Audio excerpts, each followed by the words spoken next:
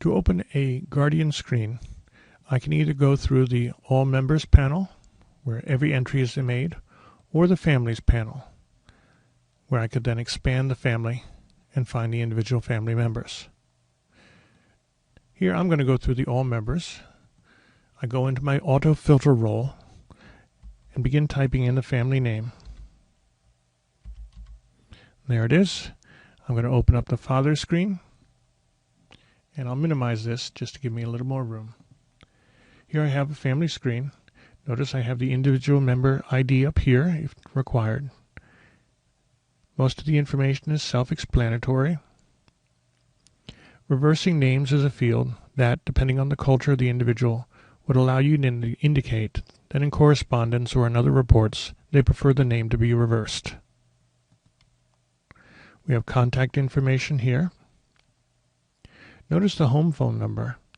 If I click here, it disappears. This tells me that this is actually the shared family home phone. If I click out, it reappears. Generally, you only enter a home phone number here if it differs from the default family home phone. The same is also true down here for the address. Notice it disappears, but comes back when I go out. Only enter an address here if this individual doesn't live at the family address. Other information is fairly self-explanatory. Nationality information is required, language information. On these other tabs, for instance on checklist details, we would see all the student checklists for this family, documents that have been added, those documents either for the guardian member or for the individual children, all communications to family members, and any user-defined fields that have been defined for guardians. For instance, here's some text fields and some tick box fields. Each one of these items opens in its own tab, so you can easily look at it.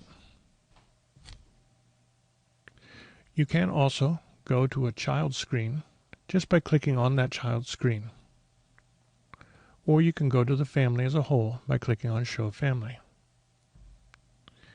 You can also, under the Actions button, send an email or letter to that family member.